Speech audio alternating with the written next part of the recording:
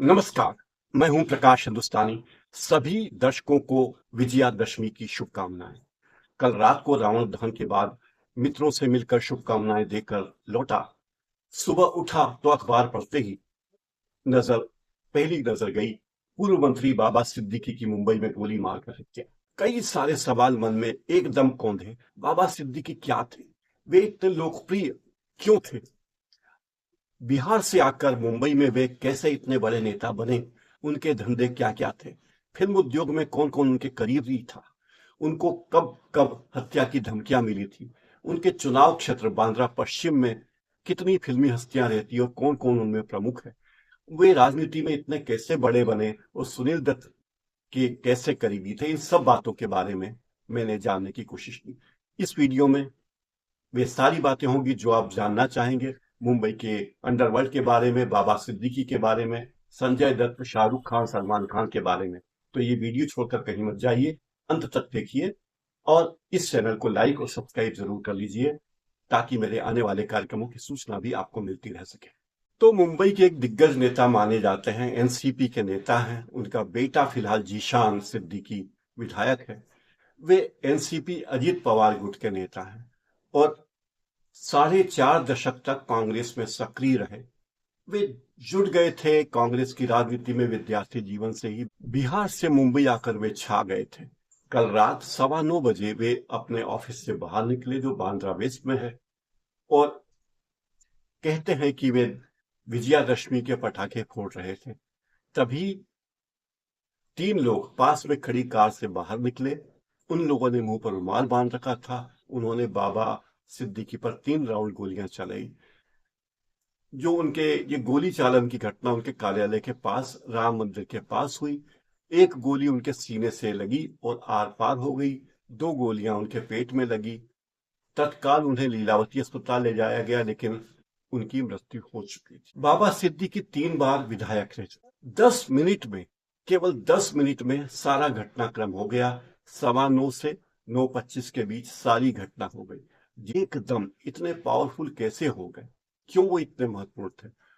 बॉलीवुड के लोगों से उनके बहुत अच्छे संबंध थे और वे हमेशा हाई प्रोफाइल व्यक्ति रहे हैं। वे जमीन से जुड़े व्यक्ति थे। जमीन से जुड़े मतलब जमीन के कारोबार से जुड़े व्यक्ति थे।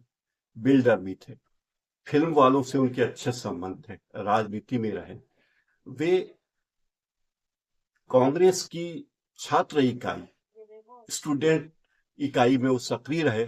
उसके बाद वे पार्षद बने, दोबारा पार्षद बने, विधायक बने, विधायक बने, विधायक बने और मंत्री रहे। ये उनकी पूरी कहानी है। वे जब विधायक थे तब सुनील दत्त से सांसद थे और सुनील दत्त से उनकी बड़ी करीबी थी। बाबा सिद्दीकी जिन बातों के लिए मशहूर थे उनमें एक बात ये थी कि उनकी इफ्तार पार्टियां बड़ी भव्य हुआ करती थी। किसी भी किसी भी शख्सियत की हिम्मत नहीं थी कि उनकी इफ्तार पार्टी का बहिष्कार करे या इफ्तार पार्टी में न जाए। बाबा सिद्दीकी ने अपना और ऐसा बना रखा था, एक बिल्डर के रूप में, एक नेता के रूप में और कहते हैं कि एक दलाल के रूप में भी। और कहा तो यहां तक जाता है कि उनका अंडरवर्ल्ड के कई लोगों से बड़ा ताल्लुक रहा है। ऐसे लोग भी हैं जो कहते हैं कि उन्होंने अंडरवर्ल्ड में दाऊद इब्राहिम के खिलाफ लंबी लड़ाई लड़ी और दाऊद इब्राहिम के ही एक साथी लंगड़ा ने उनको गोली मारने की धमकी दी थी, जो केस पुलिस में भी गया। अरबों रुपए की जमीन के हेरफेर के मामले में ईडी ने उन पर जांच की थी। कोई 400 करोड़ का मामला था। तो बाबा सिद्दीकी ऐसा नहीं है कि केवल एक नेता थे। फिलहाल वो एनसीपी में है, अजित पवार गुट में है, लेकिन शरद पवार से लेकर कोई ऐसा नेता नहीं है मुंबई में या महाराष्ट्र में जो बाबा सिद्दीकी का करीबी न रहा हो या जिसके बाबा सिद्दीकी से संबंध नहीं रहे हो। बाबा सिद्दीकी की लोकप्रियता का कारण ये कि उन्होंने समाज सेवक के रूप में अपनी छवि बना रखी। इसने उन्हें आसपास के लोगों का बड़ा समर्थन दिया। वे इफ्तार पार्टी में मुस्लिम नेताओं के अलावा हिंदू नेताओं को, हिंदू अभिनेताओं को, समाज सेवियों को, उद्योगपतियों को, सबको बुलाते थे। चूंकि उनके संबंध प्रशासन के सभी लोगों से थे और वे लोगों के काम बड़े आसानी से करवा देते थे, इसलिए किसी की भी जरूरत का सामान उनके पास हुआ करता। वे अल्पसंख्यक थे तो उनके बारे में ये भी है कि वो मुस्लिमों के एक धड़े का बहुत अच्छा प्रतिनिधित्व करते थे। होटल इंडस्ट्री में भी उनकी पैठ थी, उनके होटल भी थे, जो कुछ उनके नाम से थे, कुछ उनके परिवार के नाम से थे और कुछ बेनामी भी थे। फिल्म उद्योग के सभी लोगों से उनके संबंध थे, क्योंकि सुनील दत्त के खासम खास थे और सुनील दत्त जैसी इफ्तार पार्टियां किया करते थे। बाबा सिद्दीकी ने सुनील दत्त का ही फार्मूला अपनाया। सुनील दत्त के निधन के बाद इफ्तार पार्टी करने की जिम्मेदारी बाबा सिद्दीकी ने ली और वो ये साबित करना चाहते थे कि वो इसके जरिए कांग्रेस का प्रचार कर रहे हैं, कांग्रेस के प्रति समर्थन बटोर रहे हैं, इसलिए वे इफ्तार पार्टी बुलाते थे। लेकिन सब जानते हैं कि उनके सलमान खान के पिता सलीम खान से बहुत अच्छे रिश्ते थे, दोस्ती थी। इस कारण सलमान खान, अरबाज खान, पूरा परिवार, खान परिवार उनके करीबी था। तमाम फिल्मी हस्तियां उनके सत्संग में, उनकी इफ्तार पार्टियों में आती रही। बाबा सिद्दीकी ने सेंट एंड्रयूज कॉलेज बांद्रा में पढ़ाई की और यहीं से उन्होंने छात्र राजनीति में कदम रखा। कांग्रेस में वे बहुत शुरुआती दौर से जुड़े रहे, संगठन में भूमिका निभाई, यूथ विंग में भूमिका निभाई और बाद में पार्षद बने। बीएमसी के सदस्य के रूप में 1990 में उन्होंने चुनाव जीता और फिर अपने काम से बांद्रा पश्चिम के लोगों को बड़ा प्रभावित। बाबा सिद्दीकी ने 1999 में विधानसभा चुनाव में टिकट पाया, चुनाव लड़े और जीते। 1999 के बाद वे 2004 और 2009 में भी बांद्रा पश्चिम की सीट से जीते। वे बहुत लोकप्रिय थे और कहा जाता है कि विधायक बनने के बाद उन्होंने बहुत सारे विकास के काम किए। उन्होंने राज्य मंत्री के रूप में बहुत सारा काम किया, मंत्री थे। 2004 से 2008 तक वे मंत्री पद पर रहे। 2013 में कहते हैं कि सलमान खान और शाहरुख खान ये मतभेद उन्होंने मिटाए थे।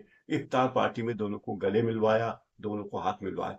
सलमान खान और शाहरुख खान में झगड़ा हुआ था कैटरीना कैफ की एक बर्थडे पार्टी में, उसके बाद दोनों में अनबन थी। हालांकि करण अर्जुन में इसके पहले वो एक साथ काम कर चुके थे, लेकिन उनमें मतभेद बहुत ज्यादा। ये बात भी कही जाती कि बाबा सिद्दीकी की पार्टी में अंडरवर्ल्ड के कई लोग आते थे, कई जाने माने तस्कर, दलाल और अवैध धंधे करने वाले उनकी इफ्तार पार्टियों में आते थे, इसलिए कई लोगों ने उनकी इफ्तार पार्टियों का बहिष्कार भी कर रखा। लेकिन आमतौर पर लोग बाबा सिद्दीकी की इफ्तार पार्टियों का इंतजार किया करते थे, क्योंकि ऐसी इफ्तार पार्टियों में फिल्मी दुनिया के नए कलाकारों को पुराने कलाकारों से मिलने का मौका मिलता था, उन्हें पीआरशिप की अच्छी गुंजाइश रहती थी। पत्रकार ऐसी इफ्तार पार्टियों में इसलिए जाते थे कि बड़े बड़े लोगों से हाथ मिलाने का मौका मिलेगा और संपर्क बनाने का मौका मिलेगा। बाबा सिद्दीकी की इफ्तार पार्टियों में कौन नहीं जाता था? सलमान खान, करण जौहर, सलमान खान के भाई सोहेल खान, अरबाज खान, उनके पिता सलीम खान, करण जौहर और उनकी टीम के बहुत से साथी, संजय दत्त और उनके दोस्त रणवीर कपूर, आलिया भट्ट, सैफ अली खान, करीना कपूर, शिल्पा शेट्टी, सिद्धार्थ मल्होत्रा, वरुण धवन, सोनाक्षी सिन्हा, कौन उनकी पार्टियों में नहीं जाता था? बाबा सिद्दीकी सालों तक कांग्रेस में रहे, 4.5 दशक तक कांग्रेस में रहे और महाराष्ट्र कांग्रेस का बड़ा चेहरा है। लेकिन कांग्रेस में उनकी कुछ खटपट हुई और वे अजीत पवार की पार्टी एनसीपी में शामिल हो गए। राजनीति में बाबा सिद्दीकी को काफी परेशानियों का सामना करना पड़ा, क्योंकि एमएनएस यानी महाराष्ट्र नवनिर्माण सेना, जिसके नेता राज ठाकरे हैं, उनके घोर विरोधी रहे। शिवसेना के नेता भी कभी भी बाबा सिद्दीकी को पसंद नहीं करते थे। ये कहते थे कि वो मुस्लिम समुदाय के नेता हैं और कई लोग कहते थे कि वो अंडरवर्ल्ड के नेता हैं। बीजेपी के लिए बाबा सिद्दीकी एक मुसीबत बने रहे। रियल एस्टेट के अनेक लोग बाबा सिद्दीकी से जलन रखते थे, क्योंकि बाबा सिद्दीकी का होटल व्यवसाय, उनका जमीन का कारोबार और उनकी बिल्डिंग्स काफी विवादों में रही। बाबा सिद्दीकी म्हाडा के चेयरमैन भी रहे। म्हाडा के चेयरमैन के रूप में उन्होंने जो काम किए, इससे उनकी पकड़ सरकार में, प्रशासन में, ब्यूरोक्रेसी में पहुंच गई थी। ये माना जाता था कि अगर मुंबई में कोई भी काम कराना हो और बाबा सिद्दीकी बीच में हो, तो किसी ताकत की हिम्मत नहीं है कि वो बाबा सिद्दीकी का काम रोक सके, क्योंकि बाबा सिद्दीकी के पास पैसा था, राजनीतिक पावर था, अपना सामाजिक रसूख था, पैसे तो उनके पास थे ही, इसके अलावा उन्होंने अपना ऑरा ऐसा बना रखा था, एक धर्मनिरपेक्ष नेता की छवि बना रखी थी कि कोई भी उनके काम को मना नहीं करता। शाहरुख खान का बंगला मन्नत और उससे जुड़ा उनका ऑफिस बांद्रा पश्चिम इलाके में है। और कहते हैं कि मन्नत की डील करवाने में भी बाबा सिद्दीकी की बड़ी भूमिका रही। शायद इसीलिए शाहरुख खान बाबा सिद्दीकी के करीबी थे और वे बरसों तक उनकी इफ्तार पार्टियों में रौनक बढ़ाने के लिए जाते रहते थे। शाहरुख खान, सलमान खान जैसे लोगों की इफ्तार पार्टी में आने से बाबा सिद्दीकी का राजनीतिक और सामाजिक वजूद बढ़ा और उन्हें एक बड़ा भारी सामाजिक व्यक्ति माना जाने लगा। जब संजय दत्त बड़ी भारी मुसीबत में थे, तब बाबा सिद्दीकी ऐसे व्यक्ति थे जो संजय दत्त के साथ आंख मूंद कर खड़े थे और उनको सहारा दे रहे थे। इस सांसद प्रिया दत्त भी बाबा सिद्दीकी को अपना करीबी मानती हैं और उनके रिश्ते भी, राजनीतिक रिश्ते भी सौहार्दपूर्ण रहे हैं।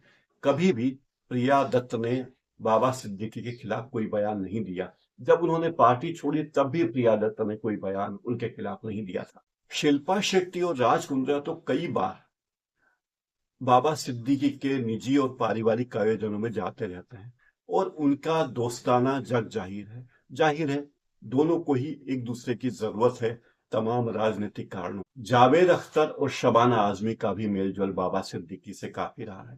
शत्रुघ्न सिन्हा भी बाबा सिद्दीकी के करीबी थे। वे भी उनकी इफ्तार पार्टियों में जाते थे और उनकी बेटी सोनाक्षी सिन्हा भी।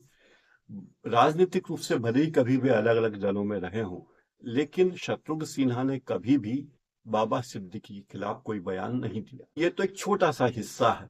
उनकी जिंदगी के बहुत से राज हैं जो पुलिस वालों के पास दर्ज हैं, ईडी के पास दर्ज हैं, जिनके बारे में अभी तक बहुत सारी बातें छुपी हुई है। उन बातों को अभी सामने आने में समय लगेगा। मेरे इस कार्यक्रम के बारे में अपनी राय लिखिए, कमेंट बॉक्स में अपनी राय बताइए और चैनल को लाइक और सब्सक्राइब कर लीजिए।